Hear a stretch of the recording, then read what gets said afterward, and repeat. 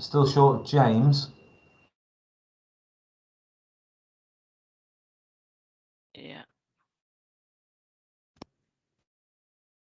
Hi, Adrian. James has just been in a Marmot workshop that I've just come out of, so he might just be coming from that now.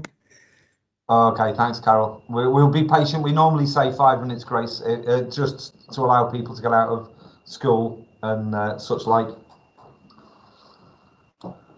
So if that's okay for everybody, we'll just hold on for a moment or two. Anybody else that we haven't got? Sue? Speaker wise, no, that's everyone, because then the others are Christine and I. I think Christine's doing most of them. Yes.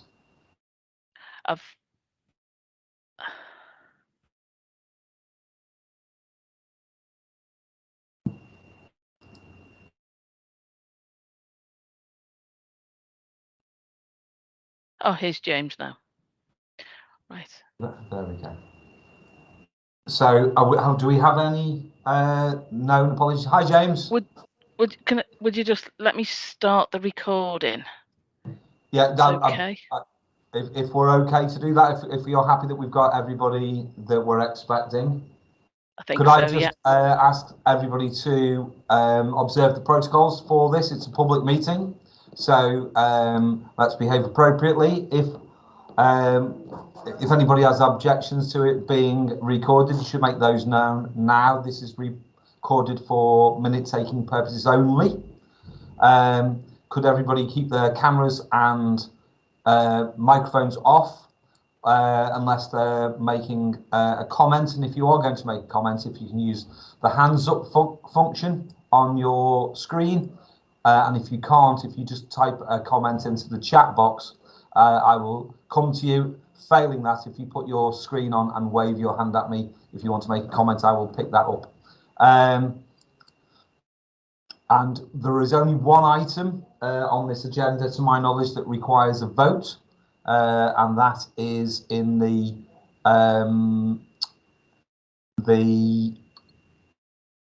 funding budget formula report. Update.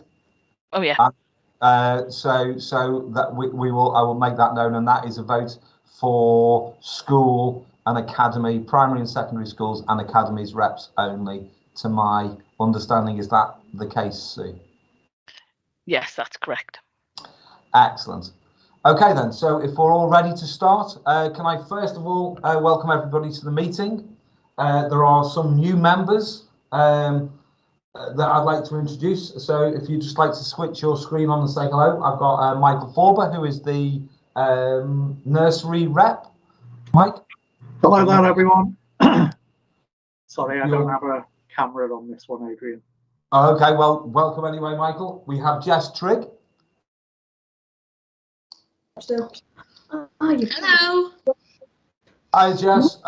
Jess is also known as Claire occasionally on her screen, so that's just to try and catch me out. And we also have Hawa Bedwa, who is going to be taking Christine's place as we go. Good afternoon, Hawa. Nice. Hello, Adrian. Hello, everyone.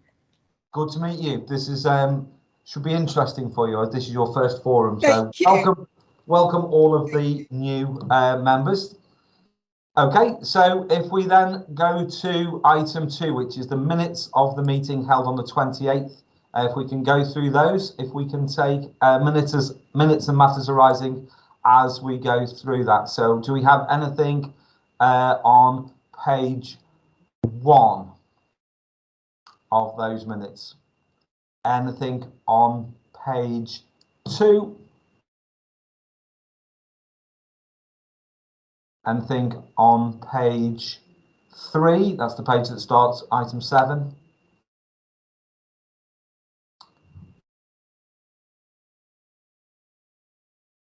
Anything on page 4? Any matters arising from those minutes? And can I have a hand up to accept them as a true record and want a second, please? Thank you, John. Anybody would prefer to second that? I am. There we go. Thank you very much. So we'll accept them as a record. and some of those item agendas are covered as we go through. So thank you very much for that. If we move on to item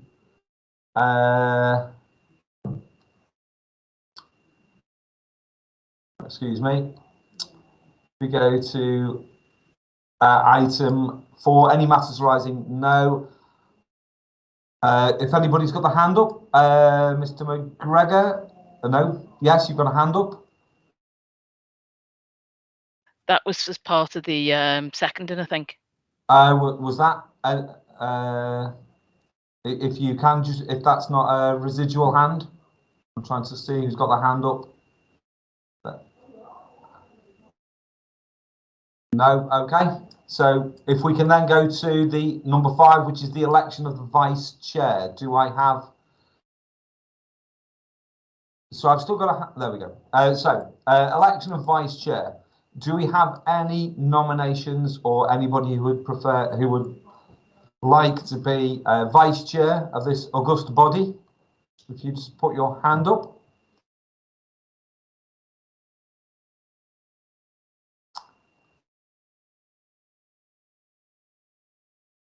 Aha, John. Yeah, just to say, I stood up last year as vice chair, and under the circumstances, I wasn't really needed because you were 100% attendance and it was all virtual. I'm more than happy to step up again, but I'm happy to stand aside if somebody has a burning need to take on the role. I think I can't see a very long queue for you to be part of for that role, John. If somebody's prepared to second John, we're happy to move forward and John can take up that position of vice chair. Would anybody be prepared to second John? Michael, thank you very much. Okay, John, and unless anybody has any objections, if you have any objections, just make it known now. Okay, John, welcome on board. You are officially vice chair as of this moment. Can we put that in the minutes, please, Sue? Absolutely, yeah. Thank you very much. Okay, if we move on from that now, so if we go to, I think we've got Ian, who is going to give us the Edsential update. Thank you, Ian. Thank you, Adrian. Good afternoon, everybody. Thank you for inviting me along to give you my annual update on the progress Edsential has made in supporting Wirral schools. I think, as we discussed last year, I think this year has shown the benefits of Edsential being a social enterprise that has given us the mission and the flexibility to do things which are first and foremost about improving outcomes for children, young people, and supporting schools and their communities. So I'm grateful for all the support you've given us, and I'm also very proud of every single member of the Edsential team and all the effort and hard work they've put in over the last year to support your children, your schools, and our communities through this period.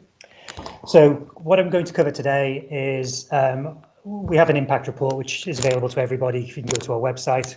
And if you have any questions on that, then please feel free to get in touch with me. My email address is at the bottom.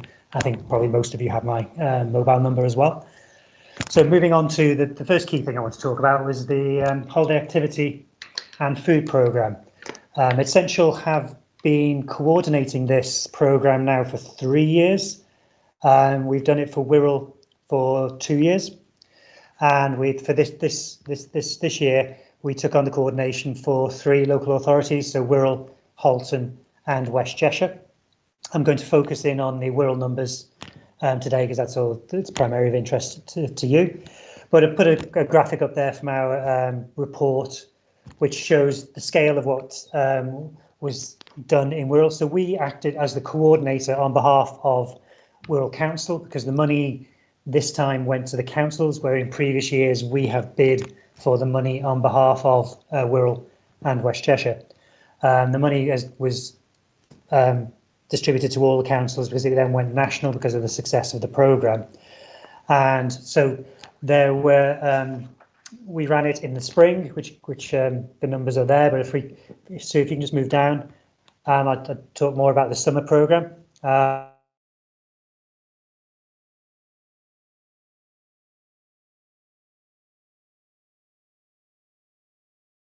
Ian, you've gone on mute. I Okay, was just about to say that. So sorry, I just did that automatically.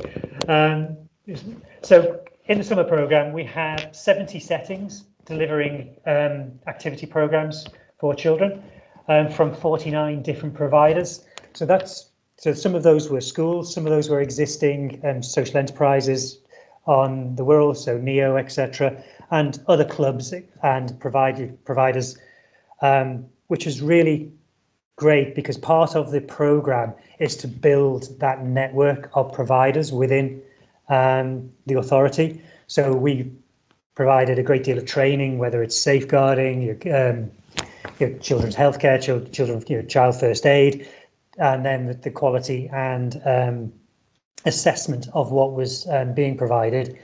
But it's building year on year that network of providers who are able to step up and deliver meaningful, high quality activity and feeding programs to children during the spring, summer, and then obviously the winter club, the winter session as well, which I'll just mention as towards the end, which is in planning at the moment. But as you can see, the numbers are there. I won't read through them, but we got between the three boroughs, we had £1.6 million, which we distributed to all the various settings to provide the clubs. Wirral's was about between £700,000 and £800,000 of that, and the numbers of children that we managed to get through the summer programme was equivalent of 34% of all free school meal children on the Wirral, which is a significant achievement in terms of getting attendance, but also the completion of the programs. So because it's a 4-day programs in terms of and what we had was an average of about 3.5-day attendance. So the attendance and stickiness, if you like, of the provision that was given was very good and very engaging. So that was a really significant achievement by all the settings and our coordinators in terms of getting the right provision that the children wanted to attend. What we're working on going forward, the Key Stage 1 and 2 attendance was very good. We still struggle with Key Stages 3 and 4, and changes are being made and lessons learned as we move forward as to what kind of provision, what times of day we put the provision on, because we're finding the kind of 10 till 4, 9 till 3 doesn't work for Key Stage 3 and 4. It might need to be shifted in the day to get more attendance and the types of programs that are put in place, so that the team are continuously learning as to what to put on, because we need to drive engagement more with the Key Stage 3 and 4. That's a goal for us moving forward.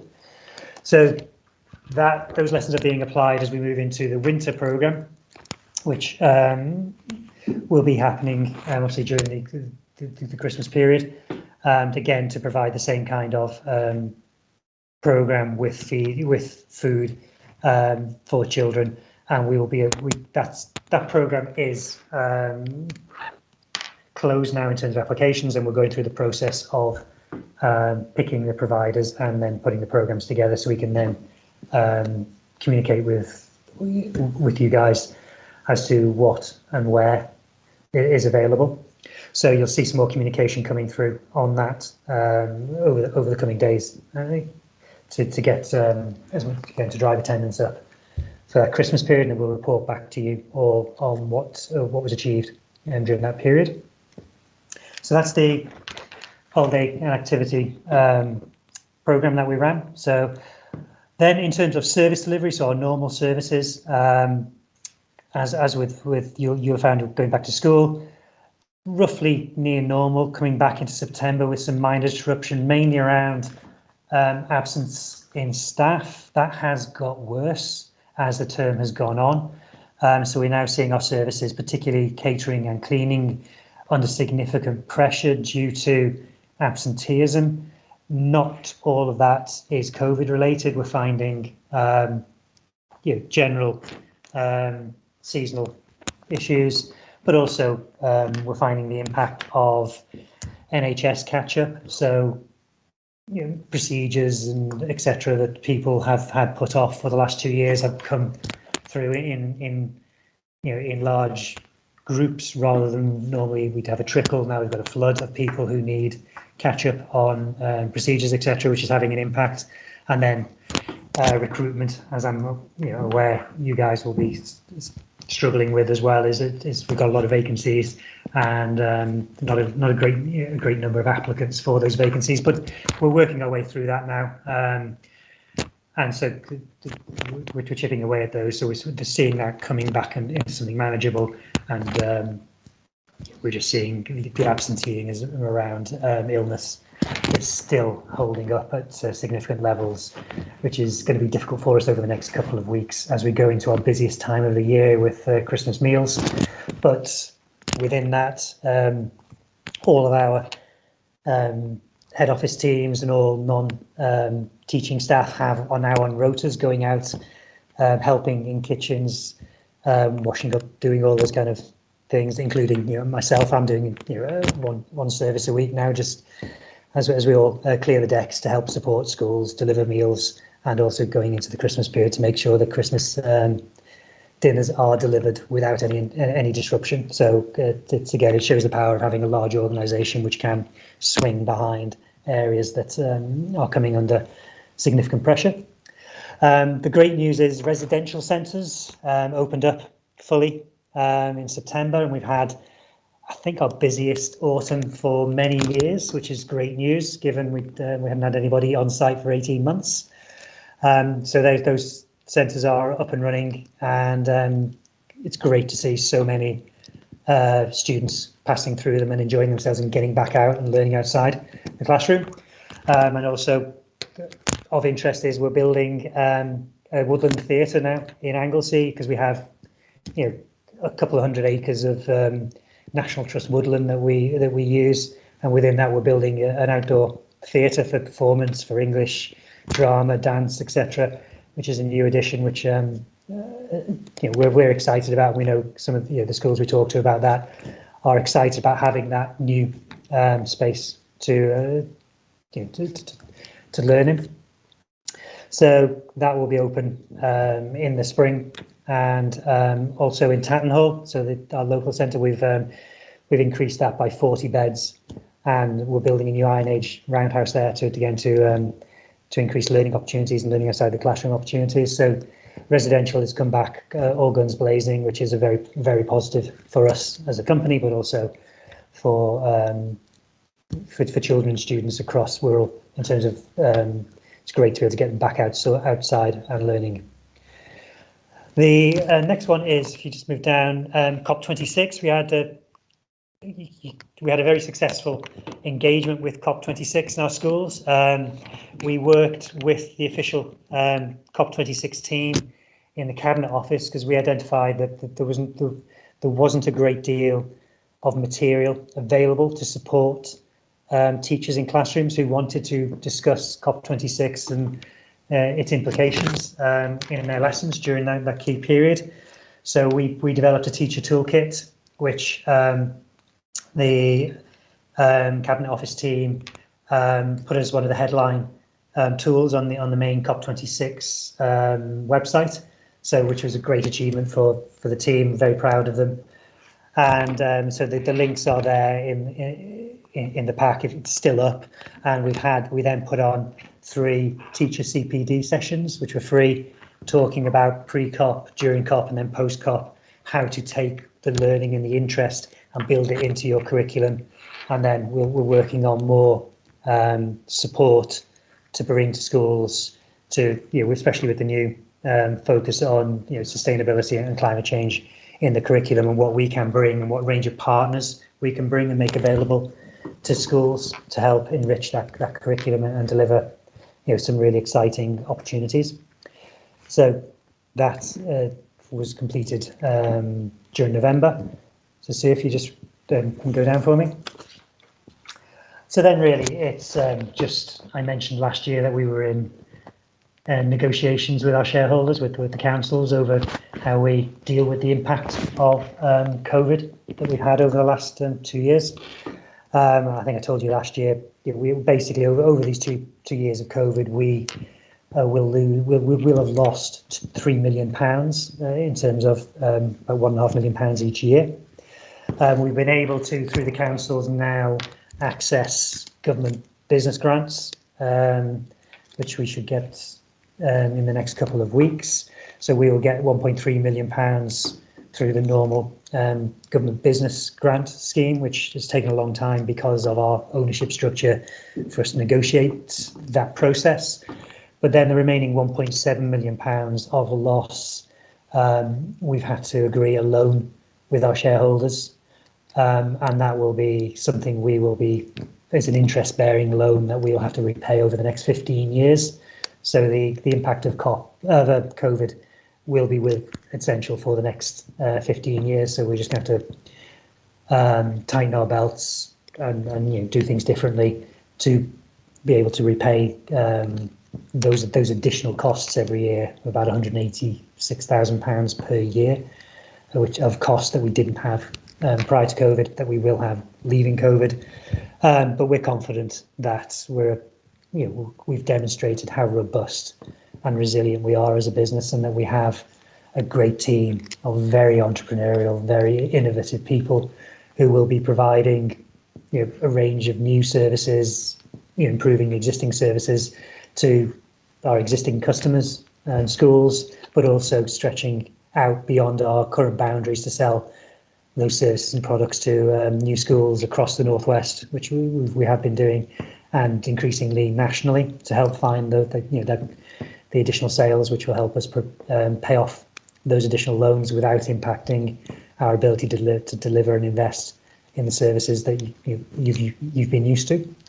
So what I want to say is thank you, and on behalf of the 1,000 people that work for Edsential, thank you for your support over the last 12 months, and we look forward to providing high quality services to you over the next 12 months with a lot more innovation and great new services that we're going to be proud to bring to you.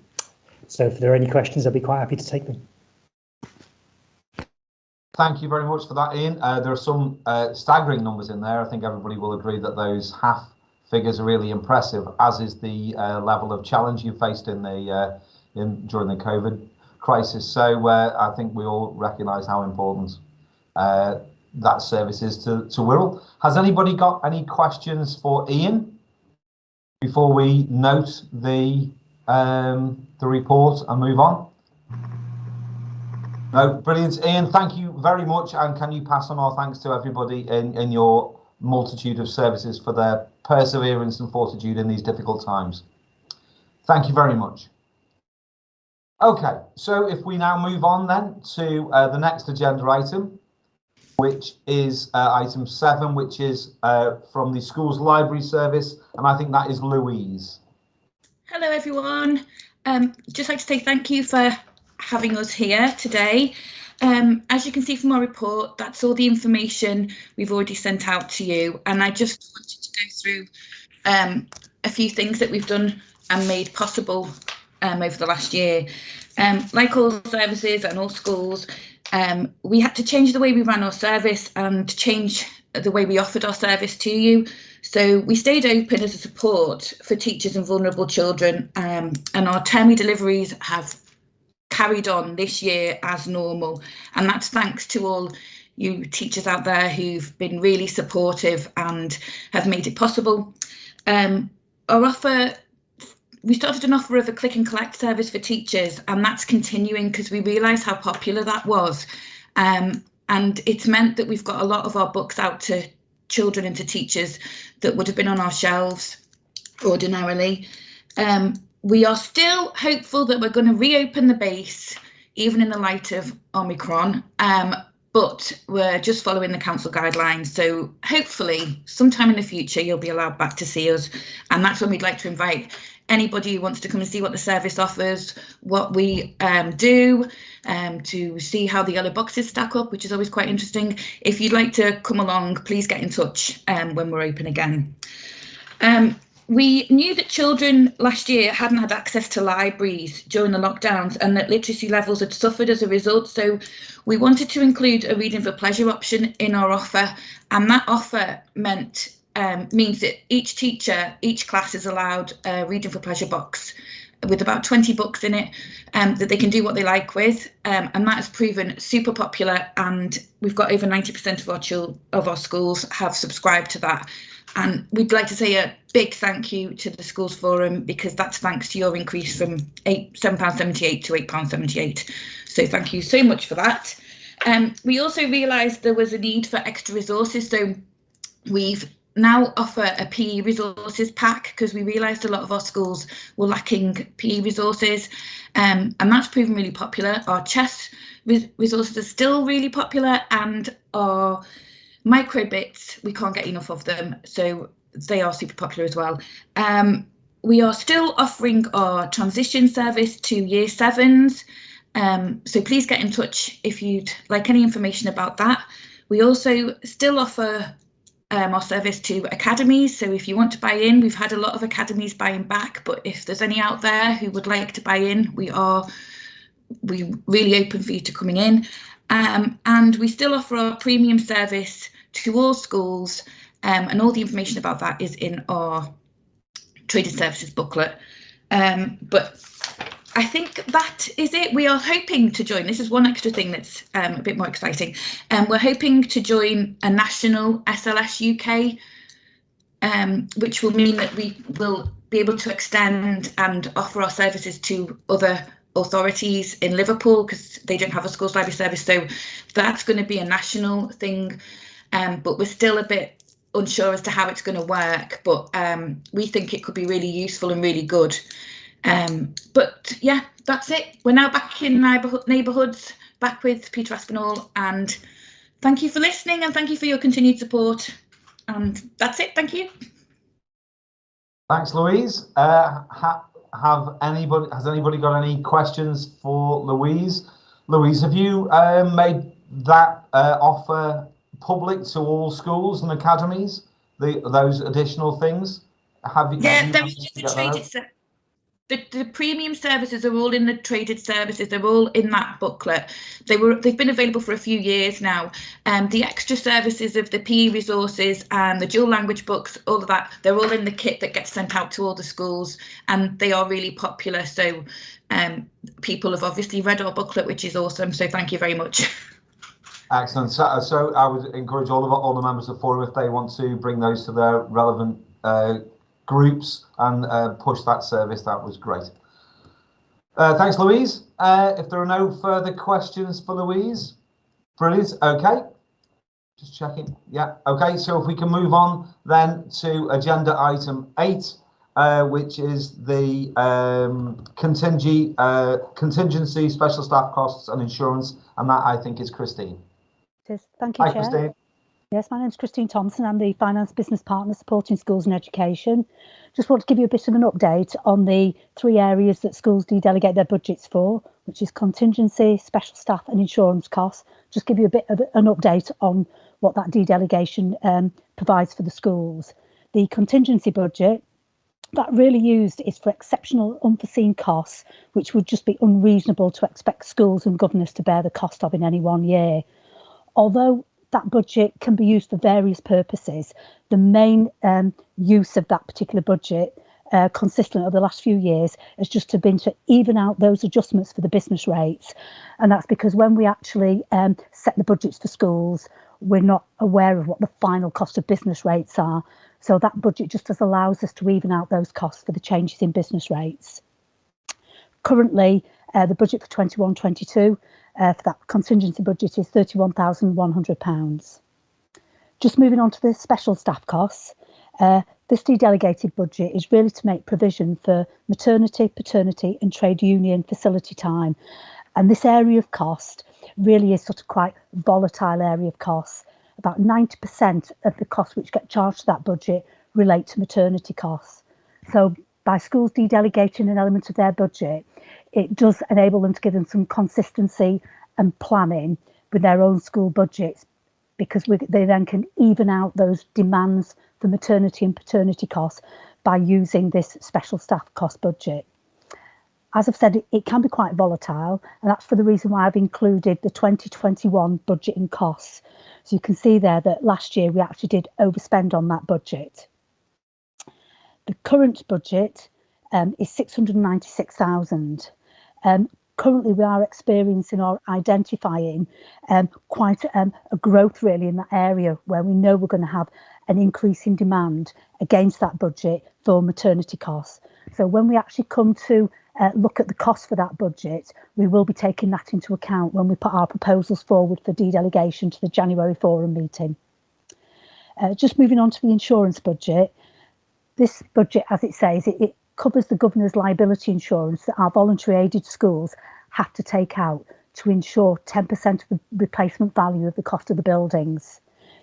But for several years, our Wirral schools have collectively de-delegated their budget to meet the cost of this insurance. But because all our VA schools now are primary schools, because our VA secondary schools have all academised, it means that the de-delegation is purely from our primary schools. I've just included some historical spend there. Thank you, Sue. Just some historical spend there, just to show how the spend has changed over years. Currently, the de-delegating funding generates a budget of £25,100. It's looking like we're not going to need that full budget. So again, that's something that we will review when we're looking at the budget setting and taking proposals forward for de-delegation to the January forum. The recommendation is for forum to note the report, but I'm happy to take any questions or comments from forum members. Thanks, Christine. Nice and succinct and very clear. So I think my observation would be that there has been an increase in maternity costs in some way. That might be partially due to the lockdown and COVID. But if that is a trend, then we should, I think, look to prepare for an increase in that budget over time. Is that correct? That's correct, Adrian, yes. Any other questions for Christine? Excellent. In which case, we note the report. Thank you very much, Christine, for a very clear and concise report. Thank you. Okay, if we can move on then to item 9, which is the early years working group, which is Carol. Carol, welcome. Thank you, Chair. Good afternoon, everybody. I'm Carol Fenlon. I'm the Head of Early Childhood Services for the local authority, presenting the report for the Early Years Working Group on recent discussions in November. I'll take the report as read and just highlight some key points within the report, starting with the positive in section 2 there, where we have now started to see an increase in the take of our 2-year funding entitlements. This had been stubborn through the COVID period on previous terms. We had dipped significantly from this time last year, and it has now started to see that increase, so that's a really positive. I did report in the last forum that we were, as local authorities, asked to review our sharing information agreements with the Department for Education, as they had worked in partnership with the Department for Work and Pensions to add some additional data identifications for families that will better inform and enable us to engage, and we've been successful in having that agreement. So again, that will enable us to further improve the take-up of our 2-year funding, which is a positive. Section 2 also highlights there is overall sufficient placements within our early years funding entitlements 2s, 3s and 4s. Whilst we have seen some closures of childminders, and there have been some changes to some out of school provisions over recent months for various reasons in which the early years team have been supporting, but there does remain to be sufficient places across Wirral. That leads me to section 3, just to highlight here, the Early Years Working Group have established a task and finish group around SEND special educational needs in the early years. And both Section 3 and Section 4 give an overview as to the increased demand and complexities, if you will, for families that are being referred for their little ones for emerging needs, but thereafter higher and complex needs. The Portage team has been on the Wirral for 30 plus years and is valued by parents and partners and professionals equally. It had seen in some years previous reductions in the full-time equivalent, and it had managed that well. However, given the continued rise in referrals and the demand and the complexities, as I've mentioned, it suggested that in the spring term we do a review of the team and the service, just to ensure that we can fully meet the demand as it's coming through. That leads me on to further highlight, just to add, the Portage team is funded via the High Needs Block. And moving on to Section 4, Sue, thank you. That leads me to highlight further at the Inclusive Practice Fund. The Inclusive Practice Fund is kept back within the early years block. So the 450,000 that's allocated as that budget is from the early years block that we are able to hold back as a percentage as the local authority to support children where they have identified emerging needs to take up their 2, 3 and 4 year funding entitlements. And that's been a real good piece of work over recent years. However, given the COVID periods and the continuation of that, I have continually reported to Forum term by term the increased volume of referrals, and their 4.1 continues to highlight that. This has placed a significant projected pressure of overspend within this financial year on the Inclusive Practice Fund. And if we just scroll down, Sue, please, it just highlights within that some what we're seeing is the referrals that are coming through, as I've mentioned, are subsequent consequences of children that have gone through some regression of the development or not being able to access their development checks. And furthermore, the community access that can also spur on the developments of children as they progress into their school readiness arenas. The Early Years Working Group and the SEND Task and Finish Group have therefore outlined, and it's recommended there in 5.1, that there's a conversation between the High Needs Working Group and the Early Years funding of the Inclusive Practice Fund to ensure that children with those high level and complex needs are supported through the various funds enabled to them. There is a piece of work underway to review the awards currently coming through the Inclusive Practice Fund and to ensure that criteria is appropriate. But however, we are still in a period of time where it is taking some time to really determine those emerging needs from the high level needs. And that's the report as noted, and it's just 5.1 to recommend the High Needs Working Group have some consideration with the Early Years Funding Group. Thank you, Chair. Thank you, Carol. That's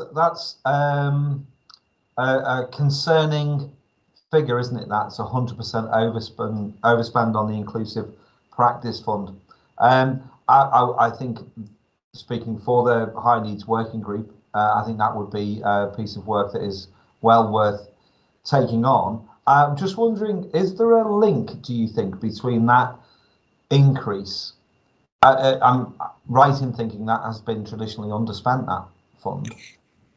Is there a link between that and the impact of COVID and the pandemic over the last 2 years, do you think? Yes, I think there has, Chair. I think there has, as you quite rightly outlined, there has previously been a significant underspend in the Inclusive Practice Fund, and we've worked hard on the criteria and the processes to achieve a met budget, if you like. However, we were just at that point, and then as the pandemic came in, what's happening is children are coming back into provision, and before it's difficult to really determine without a full holistic overview of the developmental needs pre-attending their settings. Is it an impact of COVID? Was it an emerging need at that point? So it's, for want of better words, it's all the planets have collided at once, and it's like a steam train coming at us, and we just need some trying to gather pace to really unpick and set the criteria so they can really establish that. We need to do that with our partners, and health colleagues, speech and language colleagues they are on the Inclusive Practice Fund panel, so we're best placed to do that. It's just time and volume are not coming together for us at the moment, but we're very well aware that this cannot continue in terms of the pressure on the budget. We need to ensure that the awards are appropriate. It would be a piece of work. I'll bring you in a second, Michael, but I think it would be a piece of work to explore the potential for that to be recognised as an impact of COVID, and to address some of those funds that have been put aside to assist with the impact of COVID. That is something maybe for the early years working group and the high needs group to consider. Michael. Yeah, it's probably fair to say that the team sound like they've probably been overwhelmed by the number of referrals there, and as you say, Adrian, yeah, COVID's probably had a huge impact there on the team and the number of referrals. But going forward, even though there's an overspend now, I think it's important to realise that, if there's not enough staffing there or support for those referrals, the impact will be in years to come. In that it might end up being that we pay out more money from the high needs fund, not necessarily for the early years team, but for those later on in the system.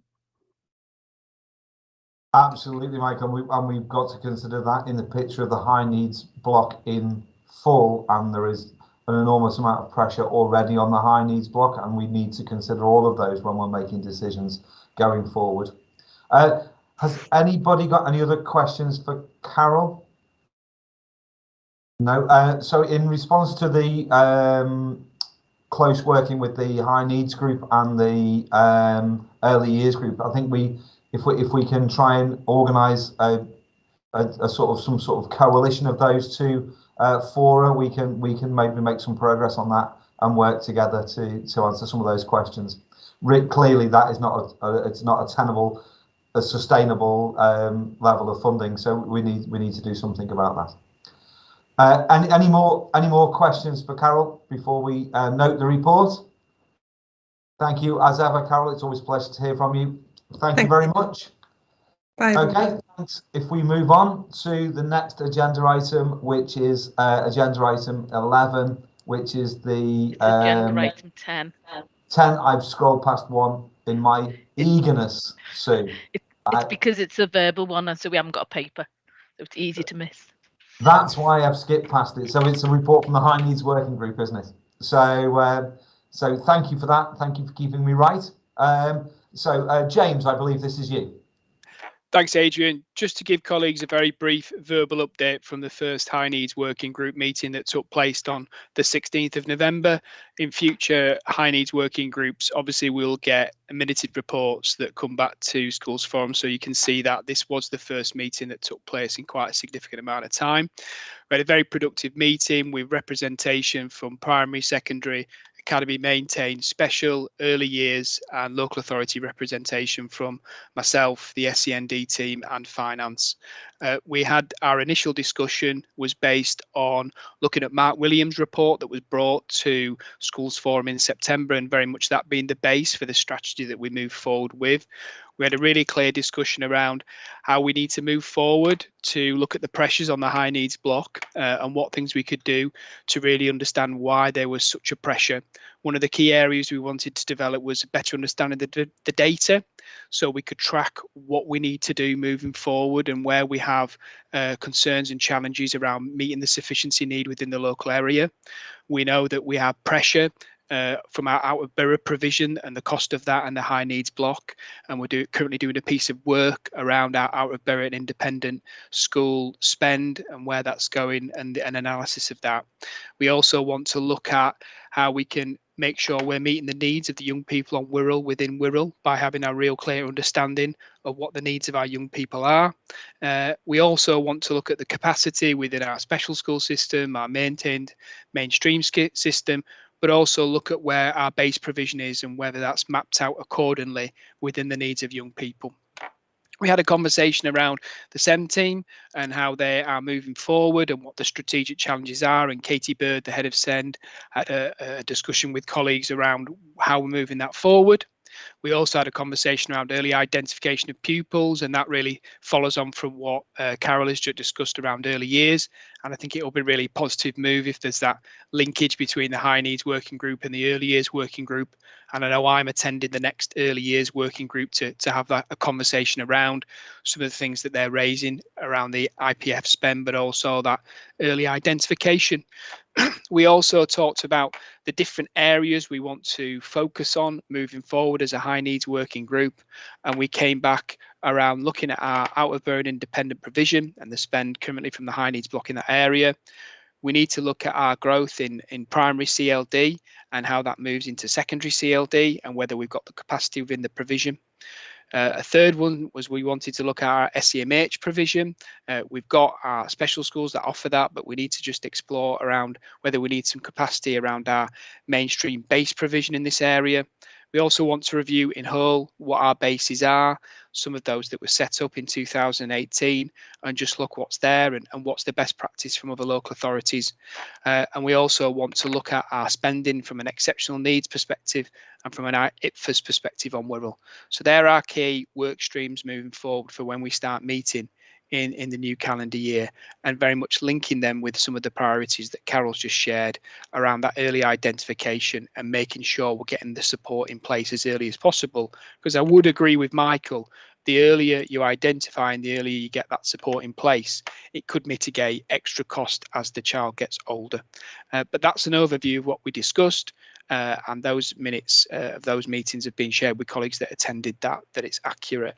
And as I said, it will be a formal report that comes to Schools Forum after our next meeting in the new year. Happy to take any questions from colleagues moving forward. Thanks, James. Nice and succinct and very clear. I think they were a true representation of what we talked about. Has anybody got any questions? Yes, we've got a hand up there. John. Yes. Hi, James. Just a question about the consultation. Where are we up to with that? Because obviously you did say that you were going to try and get it done by 1st of December tomorrow. Yep. Are we close to seeing that going to schools?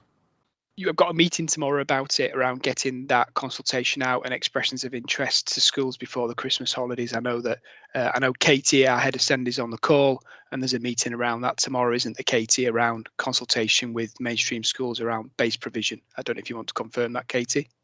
Yes, we have started the piece of work. We've sent out an email that went out to all special school heads and heads of spaces within mainstreams. That's our phase one, and then we'll be taking it out across the borough then. So yeah, it started. Thanks, Katie. Okay. Is that okay, John? Yeah, that's fine. That was just an update. That was all. Thank you. No problems. Yes, and we will get an update to that in the spring forum when it comes to looking at budgets and the more tricky aspects of planning for the next few years. So that will be good. We'll get an update. Is that okay, Katie, to get an update in the spring forum? Yeah, no problem at all. Excellent. Any more questions? I think we still have a gap on that working party for an additional primary representative. Is that right, James? That's correct. It would be really helpful if another primary colleague could attend the high needs working group to get that capacity. Would be really appreciated. So if anybody would like to volunteer for that, it's a really important group, and we do need it to be fully representative. So if we could have words and see if we can get another member for that, that would be great. I don't expect you to volunteer under pressure tonight, of course, but if you make yourself known, that'll be good. Any more questions for James? Oh, Julie, that would be more than welcome. Thank you very much. Can we note that, Sue? Brilliant. Any more for James before we move on? Okay, thank you very much, James. If we can now move on to the de-delegated budget, item 11, and that's Christine, I think. It's me again, Adrian. Oh, is it James? Sorry, I'm not working very well this evening. It must be that injection I had. The next report, colleagues, is an update in relation to de-delegated budget for school improvement and behaviour support. The purpose of this report is to give schools forum an update on the services that are delivered from this de-delegated grant. You'll see there in the table, there's an overview of the funds that come from our maintained primary and secondary schools that supports this work. Colleagues, be aware that local authority has a responsibility in relation to schools causing concern, and there's a clear guidance around how we must exercise our education functions to promote high standards. And the local authority has launched a new school improvement strategy that was approved by Children's, Families and Education Committee in September 2021. My apologies, colleagues, that wasn't sent out with the original pack. It has been sent out this afternoon. I know a significant number of colleagues on this call have seen that school improvement strategy, and it is in the public domain as it went to committee in September. So I apologise for that coming late to you, but a lot of what is going on in relation to this work is linked to that school improvement strategy. As colleagues will be there, local authority has got a number of statutory duties. It has the oversight of moderation teacher assessments in relation to Key Stage 1 and Key Stage 2 assessments, and must do that for at least 25% of maintained schools. It also oversees the administration for phonics and screening checks and Key Stage 2 assessments. The local authority also has that responsibility in relation to higher educational standards, and we also work with the Regional Schools Commissioner to share any concerns that we may have in relation to a local academy. That is key in making sure we can drive up in our educational standards. The strategy that has been shared with you today and went to committee in September is a clear plan for the next 3 years of where we want to go as they move on from the COVID pandemic, but also make sure that our schools across Wirral get the support they need. There are some key themes that are linked to the Wirral Plan 2026 around securing brighter futures for all, regardless of their backgrounds. There's an overview there of those key points. I'll try to be succinct, but one of the key areas are linked to leadership and governance. We want to make sure that school leaders have got that support in driving that, improving educational outcomes, those high expectations, and also the demands of Ofsted and the Department for Education. We want to make sure that there's a high support and high challenge system across the Wirral. The local authority has a role to monitor, challenge, and where necessary, intervene in maintained schools. The strategy sets out how we want to build that banding process to support our schools and prioritise the need where we have capacity with resources to make sure that's put in appropriately. We also want to make sure that it's a transparent approach, so colleagues and school leaders know exactly the approach that we're taking and why that we're doing it. And where that's not put in place, we have that statutory schools causing concern guidance where we can put in challenge where rapid improvement is not seen. We want to clearly develop a school improvement system that's self-improving through strong governance and accountability. We want school leaders to be able to support other school leaders across our school system and teachers to support other teachers across that, and that comes from that robust self-improving system which enables this to take account of progress and performance through a clear quality assurance process. We want learning and innovation. We're really keen to make sure we look for best practice that's evidence-based to support our schools moving forward, so we can support the best strategies for our young people and explore the most innovative solutions to complex problems. And finally, we want a clear school improvement plan for Wirral that allows us to really take on board the impact of the pandemic, make sure that this dedicated school improvement function is performed effectively, and we transition effectively out of the pandemic. And to do this, we've got the support of the de-delegated budgets to support that school improvement strategy. In 2.41, you'll see there's a key... James, sorry to interrupt. Just before you move on, we've got a hand up there from Apologies. Do you want to raise a question in that first bit about the strategy, John? Apologies, Chair. Sorry, I can wait till the end, Adrian, if that's okay. Okay, that'll be fine. James, you want to continue with that question at the end? Yeah, so just to articulate 4 of the key areas that we're using the de-delegated budgets around. The first key cornerstone is a school improvement strategy where we've got school assurance professionals. These will be colleagues that go into our maintained schools to get a current position where they are, and this will be facilitated by educational professionals with that relevant experience. And this will be free to all our maintained schools to be able, every maintained school will get at least 1 visit from a school assurance professional this academic year, and academies can access that support, but there will be a cost associated with that. Secondly, we want to make sure we support school improvement on Wirral recovering from the COVID pandemic, and through an organisation called ECS, we have the Leading with Strength programme that will be in supporting schools over the next 2 years. The programme will offer a number of keynote training sessions with follow-up smaller group sessions. We've actually got the first one is tomorrow morning with Steve Mumby, who will be presenting as the keynote speaker with follow-up sessions.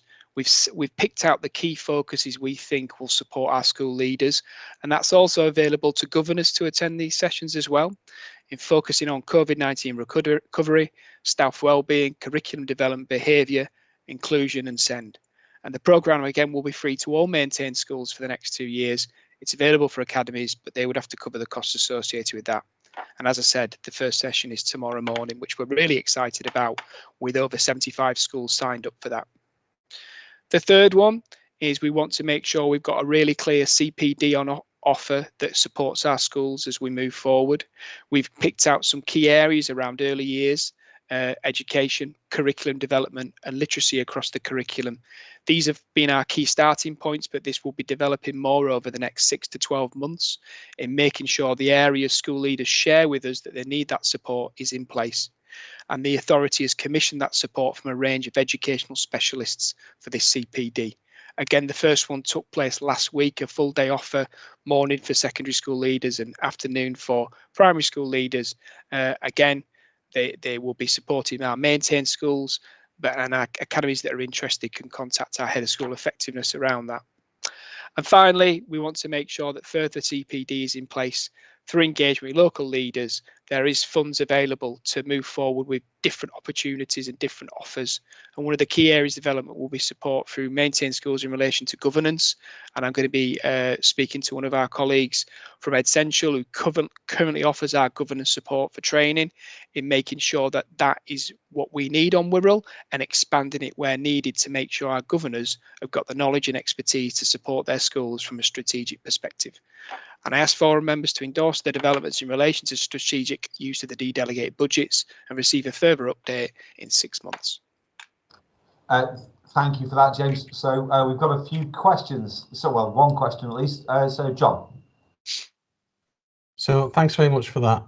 Very clear, James, and sorry for interrupting you at mid-flow. The question really is, obviously we're not alone on the Wirral in terms of this. So my question is, you've obviously mentioned about evidence of best practice and best strategy.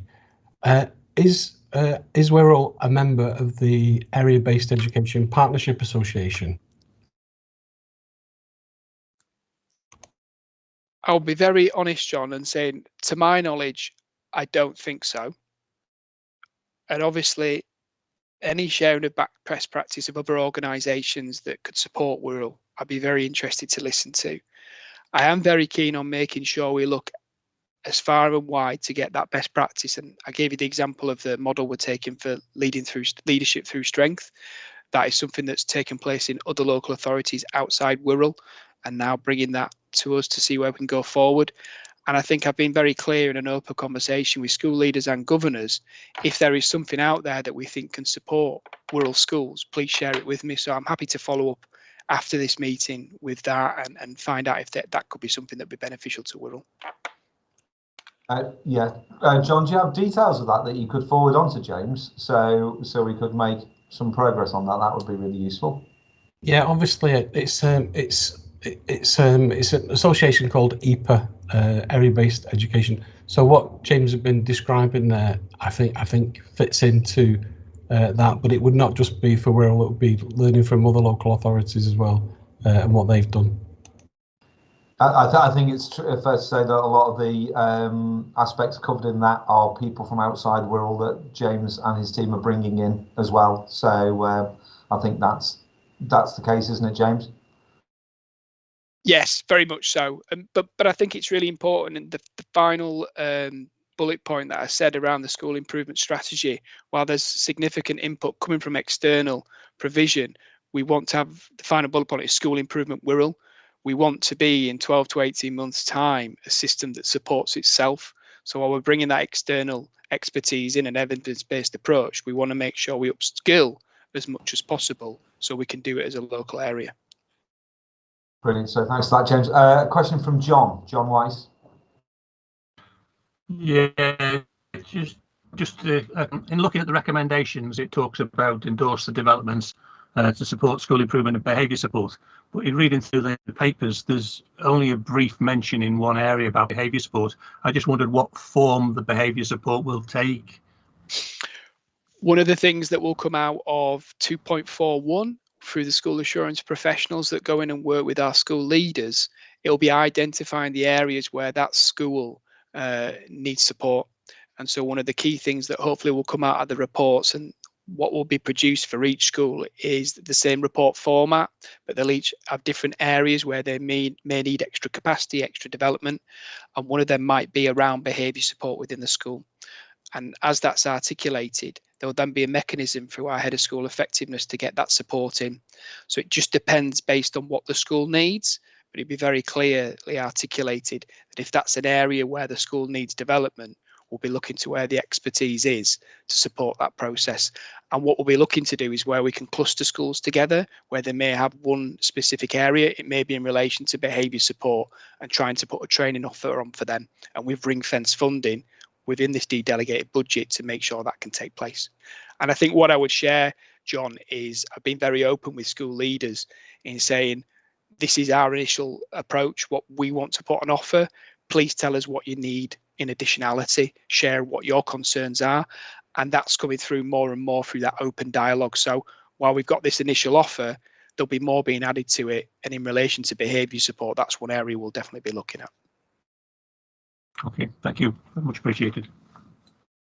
Brilliant. Thank you very much for those very comprehensive answers there, James. Any more questions for James in regard to that before we make those recommendations that we endorse those developments, and we look forward to a further update in 6 months' time? Excellent. Thank you very much. Thank you, James. We now move on to the budget monitoring report, which update, which is Christine, I believe. Yeah, it is. Thank you, Chair. Just looking at the budget outturn report, just looking at our 2021 position, foreign members may recall that when we reported outturn earlier in the year, we'd identified an underspend on our total early years activity. That underspend at the time was forecast to be 290,000, but at the time we had not had final confirmation of the total early years grant for 2021. Forum agreed that the underspend for early years would be ring-fenced and carried forward for early years use, but that decision was subject to confirmation of the final grant. We've now had that confirmation, and the underspend now is confirmed at £281,400, which will be ring-fenced for use by early years. So at long last, that means we can now put 2021 to bed, I think. Just moving on to the 21-22 current financial year. At this report, we're actually forecasting an overspend of just over 3 million. And I have to say that's an overspend against budget and not against grant. If you wouldn't mind just moving down to the table, Sue, thank you. So just looking down at this table for the different funding blocks, we can see that the main pressure that we've got for that overspend is within the high needs block because of our demand on our high needs activity. So you can see that our overspend at the moment is forecast to be 3 million overspend against budget.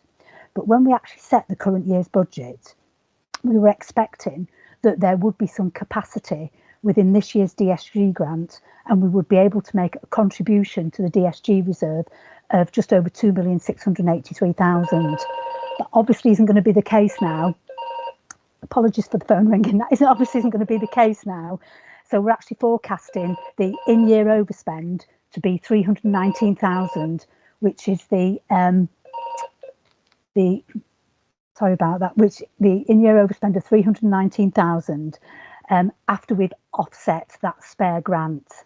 So our cumulative position is we have our opening deficit at the beginning of the financial year of 1,678,000 plus the in-year deficit of 319,000, which gives us a forecast cumulative deficit at the end of the financial year of just under £2 million. In looking at the position for this period, since when we reported September, it means our deficit position has actually worsened by about 1.3 million since September. And the main reason for that is three main areas. It's, as we've mentioned, the Early Years Inclusive Practice Fund, the pressure on our out-of-borough placements, and also our independent sector. In this report for 21-22, I've actually identified here sort of all the main areas for all of the variances. And if you wouldn't mind just going down to the Appendix 2, Sue, page 28. Just as a bit of a summary where we've identified all the main variances within the different budget spend headings. And we can see, if you just mind scrolling down, Sue, that we can see that that main pressure is in that high needs pupils area. So I think the report does give some quite detail on those main variances. Before I move on to just looking at recommendations, I don't know whether my education colleagues wanted to add anything to this report, so we're really happy to move on to recommendations. Has anybody got any questions? One question that I might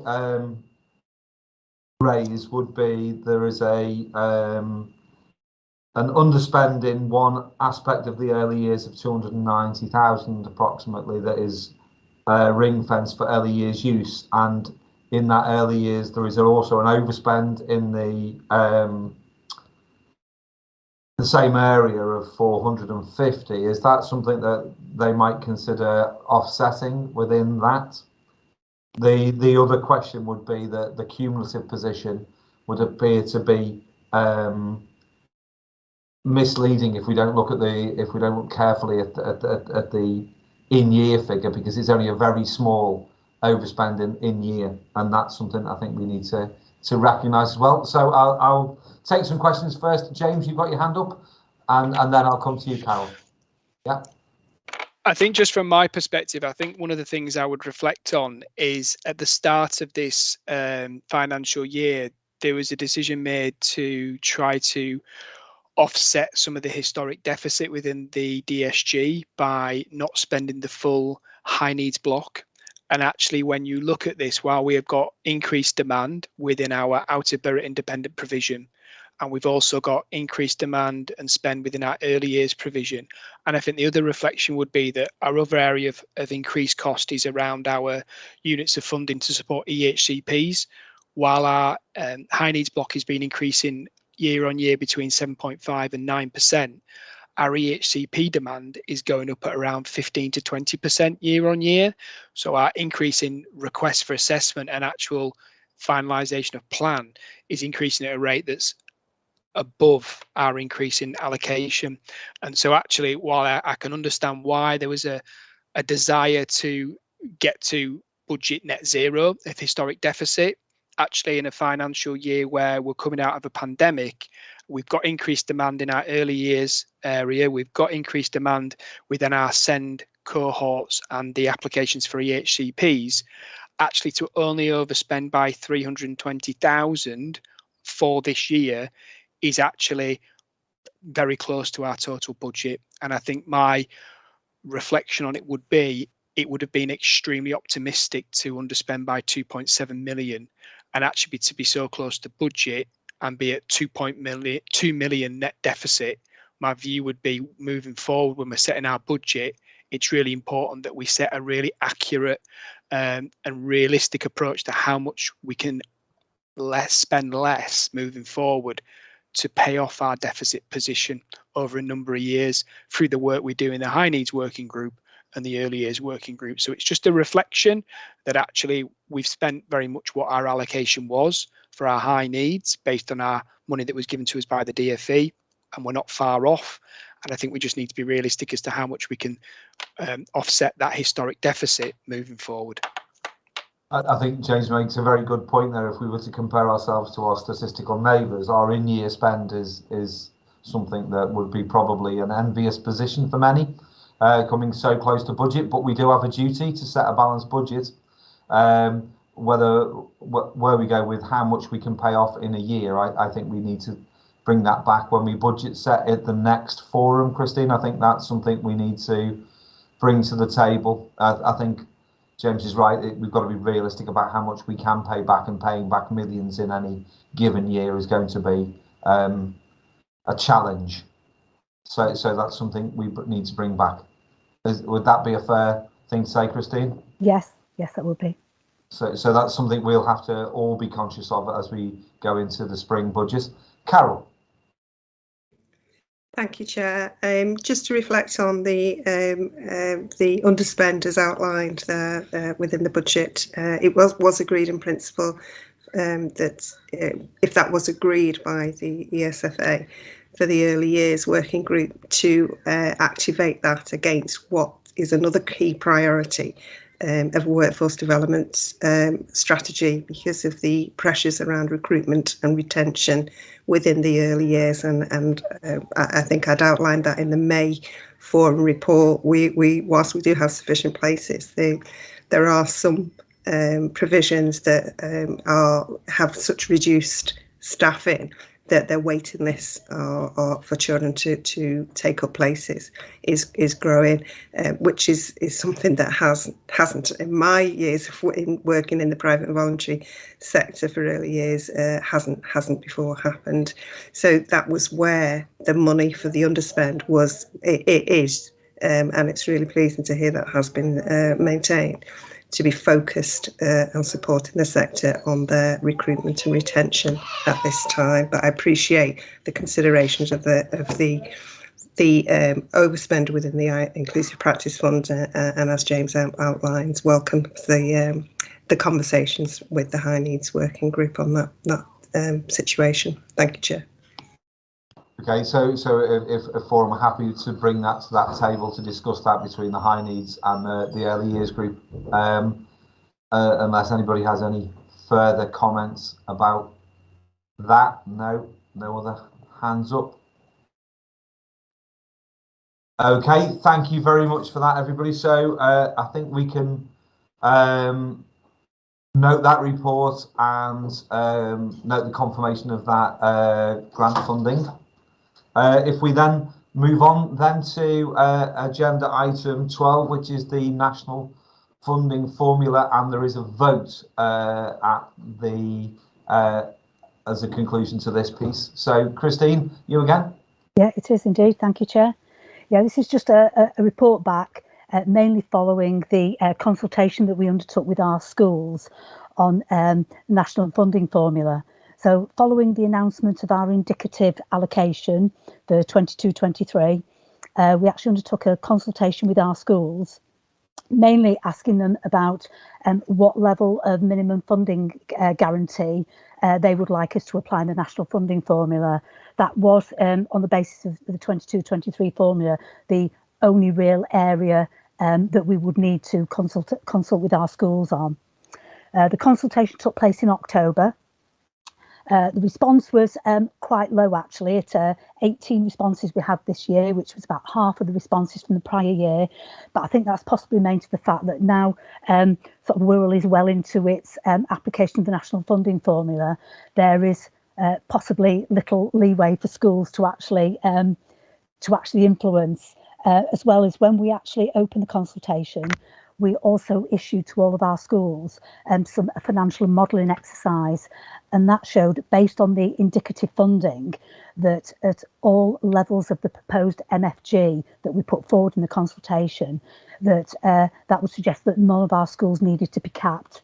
I think, therefore, it probably took out some of the choices for schools, really.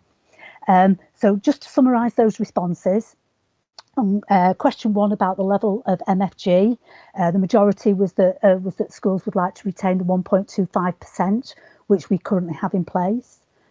On question 2, we just wanted some feedback from schools as to why had they selected that level of MFG, and that general response was more about that it was fair in total for all schools and it would maximise the distribution of funds across our schools. And question 3 related to if there was any capacity left within the funding after we'd applied the national funding formula and the agreed level of MFG, what schools would like to see happen with that.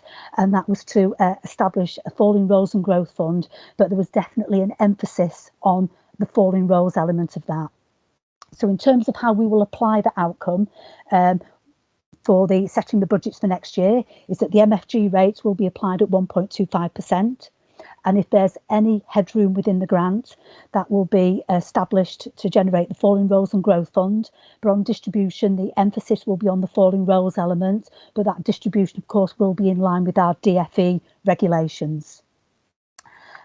Just moving on now as well, because this is part of our funding for next year, just wanted to consider a disapplication request. This is a request that we Forum considered last year as well, and that's in respect of Birkenhead High School Academy. As an all-through school, the national funding formula in its first instance would apply a composite minimum per pupil funding level for that school, and it's based on a composite of both the primary and the secondary school rate. But where schools like Birkenhead High School Academy have a disproportionate number of secondary school pupils compared to primary school pupils, that is disadvantaged the school financially when applying that composite rate. So that the school's funding operational guide does allow us on behalf of schools to submit a request to actually disapply the national funding formula and to apply a minimum per pupil funding rate to a school which is more in line with their ratio of secondary school pupils to primary school pupils. When we actually did the modelling exercise for the consultation exercise, based on the prior year, we included a similar level of funding that was awarded to Birkenhead High School in the modelling exercise. And although was obviously only indicative at that time, it had no detrimental effect, i.e. by applying that additional funding, no school was identified as would need to be capped, regardless of what level of MFG we applied up to the maximum of 2%. Although I have to say that was indicative because we didn't have all the census information and the final information from the DFE at that time. The disapplication request process does require agreement by Schools Forum because they do need to support any disapplication requests. This is the area that we will need a vote on, and the outcome of the decision from Schools Forum and the outcome of that vote will be made available to the DFE. I have to say, because of the timing of disapplication requests and when this meeting was being held, we put in a provisional disapplication request on behalf of the school, but that will only be taken really as a placeholder, but that will only be taken forward by the DFE if there's approval for it from Schools Forum. So what I will do before we go on to the recommendations and the vote, I'll just take any questions from the floor before we actually move on to the recommendations, if there are any. Thank you, Christine. Very clear as ever. I just remind Forum that what we said last time this was put to us, that we didn't think that any child in Wirral should be disadvantaged or funded at a lower rate than other children, and that was the risk going if we didn't make that disapplication request, and I think that holds true today. But I'm happy to take any questions in regard to that, or in regard to the national funding formula and the application of the funding formula and the minimum funding guarantee. Once again, the Forum, we will go with the outcome of the consultation as we do. Any questions for Christine before we move on to part 7 of this, the recommendations? No questions. Okie dokie. So if we go to 7.1, I think we note the report. Can the minutes show that we noted the report? We don't need to vote on 7.2. If we have any additional comments to make on the funding guarantee.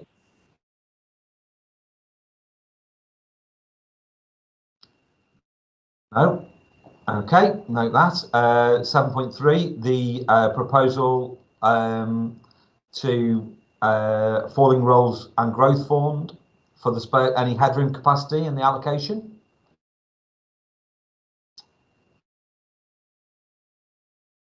No, Christine, on that point, will we have figures by the budget setting meeting in the spring? So we'll actually have figures. Yes, we will. And sort of the purpose of 7.2 and 7.3 is if there were any strong objections or disagreement, that information or any strong, agreement for 7.2 and 7.3. It's just that when we actually, once the schools forum have reviewed the budget report at the January meeting, any strong comments would also be included in that budget report that will go through into the council's wider budget setting process. So on that basis, we'll assume therefore that there is support for 7.2 and 7.3 from forum members, unless there's any strong views against. I'm looking for comments, but there's no comments coming through. So that would suggest there are no strong feelings. I think the distribution to the funds as widely as possible is the model that we've gone for, and that substantiated by the outcome of the consultation. Okay, so if we move on then, if there are no further comments on that, to item 7.4, which is the submission of the disapplication request for Birkenhead High School Academy. So this is a vote then, and it will be a vote for primary and secondary school and academies only. So that is the voting body for this. So if we can use our chat function to first of all, if we would support that disapplication request, if you can just type yes into the box.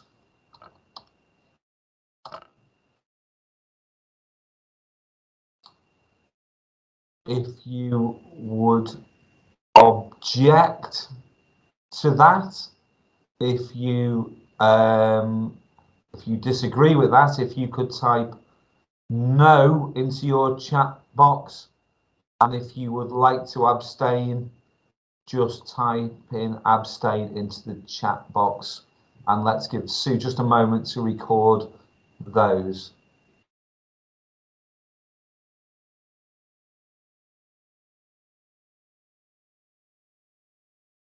Okay, Sue, let's have a look at the positives. Okay, Sue, would you like to tell us how that has been recorded? All the responses are that they support it. There's no no's or no abstentions. Okay, so we will take that as forum has supported that request, Christine. So that's okay, good to go. Excellent. Any more questions for Christine on this item? Excellent. We're making good time this evening, aren't we? Okay, so if we can move on, thank you for that, Christine. If we move on then to the final item, or the final items then, membership review. I think this is you, Sue.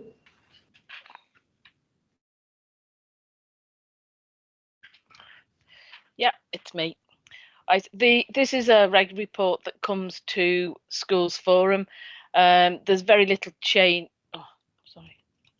Very little change on it since the September meeting, other than we have two new representatives that were introduced at the beginning of the meeting, and also another member, a long-standing member who has agreed to do another term of office, which is John Bush.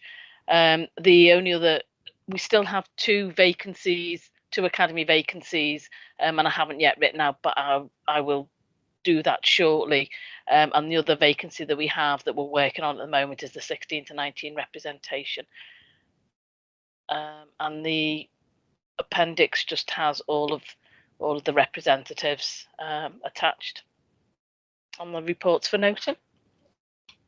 Okay, duly noted, and I will get on to Portsmouth and see if we can pursue that 16 to 19 representative before the next meeting. Any comments for Sue on that? No, thank you, Sue. Okay, if we can then move on to just the work plan. If you'd like to share that, any comments, Sue, on the work plan that you'd like to share with us? The next meeting is set at the 18th of January, and there'll be a fair amount of voting at that meeting when we have the delegation of the budgets ready for the 22-23 budget. But no, I think everything on there is okay. Okay, could we get the information for those voting items out as early as possible, so that'll give a chance for members to take that to their sectors and have a conversation with, if we can do that, that would be great.